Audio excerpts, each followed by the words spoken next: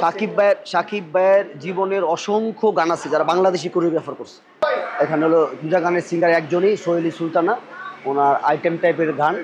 এটা হচ্ছে বন্ধু কালাচান, আর এটা হচ্ছে তুই নাম্বার ছাড়া পোলা গান। দুটা গান করতেছি, দুটা গানের মডেল আলাদা আলাদা। একটা হচ্ছে তন্ময় আর নিকি আহমেদ, আর একটা হচ্ছে অপসরা জান্নাত এবং হচ্ছে ইমতুর আতিশ। আরও অনেক ক্যারেক্টার আর্টিস্ট আছে, 40 জন নাচের ছেলে মেয়ে আছে। খুব অ্যারেঞ্জমেন্টের একটা ডান্সের উপরে একটা গান, মানে খুব পশ একটা গান। এই সেট দেখতে পাচ্ছেন, এটা সেট গান হচ্ছে এফডিসিতে। আমরা 3টা ক্যামেরায় শ্যুট করছি, 3টা ক্যামেরায় একদিনে 2টা গান করতেছি। আমার এবার ঈদে 6টা গান আসতেছে, ঈদে 6টা গান করেছি। আমি সিনেমাও করে আসলাম, মানে সিনেমা সামনে রিলিজ হবে, অনুদানের সিনেমা করলাম 2টা। যেমন ধরেন হলো মানে আমাদের এইচডি জুবেল ভাইয়ের নীল আকাশে পাখি, ওরা সবগুলা গান আমার করা। তারপরে এই যে অবক্ষয়, সবগুলা গান আমার করা। লাস্ট করলাম আরও কয়েকটা সিনেমাও করতেছি, নিজে ভিডিও করতেছি। বাট আমাদের এখন কাজটা কম হচ্ছে, দেশের পরিস্থিতি খারাপ, সব কিছু মিলে মানে একটা সরকার সামনে যখন আসবে বা চেঞ্জ হবে বা দেশের ভাবমূর্তি আসবে, তখন আমরা মানে কাজ করতে পারবো। ইনভেস্টার যদি না আসে, যদি কাজ না করে, আমরা কীভাবে কাজ করবো? আমরা তো কাজ করার জন্য প্রস্তুত, প্রতিদিন কাজ করতে চাই, কিন্তু একজন ইনভেস্ট করার লোক তো আসতে হবে, ইনভেস্ট তো থাকতে হবে। সাকিব খানের সিনেমা বিগ বাজেটের, আপনি যত টাকা দিয়ে করবেন। আমি যেভাবে কাজ করছি, এটা যদি 10 টাকা বাজেট হইতো, এটা হইতো না, নিশ্চয় হইতো না। এটা একটা অ্যারেঞ্জমেন্টের ব্যাপার আছে, অ্যারেঞ্জমেন্টে টাকা লাগে। সাকিব খানের গানে টাকা থাকে বা বাজেট থাকে, যে কেউ গান করলেই ভালো করবে, কিন্তু কিছু নাই।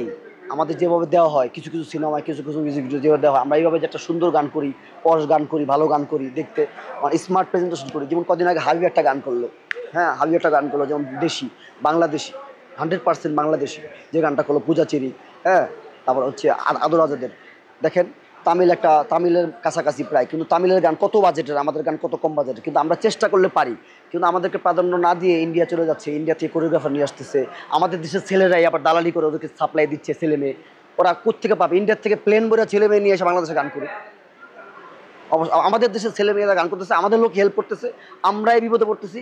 ভবিষ্যৎ প্রজন্ম যে ডান্স ডিরেক্টর হবে, ডান্স ডিরেক্টর স্বপ্ন দেখবে, ভালো কিছু করবে, কোরিওগ্রাফার হবে, সেই স্বপ্নের ঘুরে বালি আছে। ফিল্মের যে ডান্স ডিরেক্টর আছে, তারা একটা সেক্টর আছে। কিছু ছেলেপেলেরা বাইরে কাজ করতেছে, কিছু লোকজন বাইরের অ্যাওয়ার্ড শো, ইভেন্ট শো, এই শো সেই শো করতেছে। এর একটা সিন্ডিকেট আছে, মানে এই ধরনের কাজ করতেছে। আর ওখানে হলো ওদের গান মানে হচ্ছে ইন্ডিয়ান লোকজন, Indian fight director, Tamil fight director, Tamil dance director, Tamil cameraman. কিছু সিনেমা আছে ওইখান থেকে করে নিয়ে আসতেছে, এখানে সে রিলিজ দিয়ে দিচ্ছে, নামও দিচ্ছে বাংলাদেশে। আমাদের দেশের লোকজনই আবার কিছু টাকার বিনিময়ে নাম দিয়ে দিচ্ছে তার নাম। সাকিব ভাইয়ের জীবনের অসংখ্য গান আছে যারা বাংলাদেশি কোরিওগ্রাফার করছে, অসংখ্য সুপারহিট গান আছে যা বাংলাদেশি কোরিওগ্রাফার করছে, এখনও বাজে।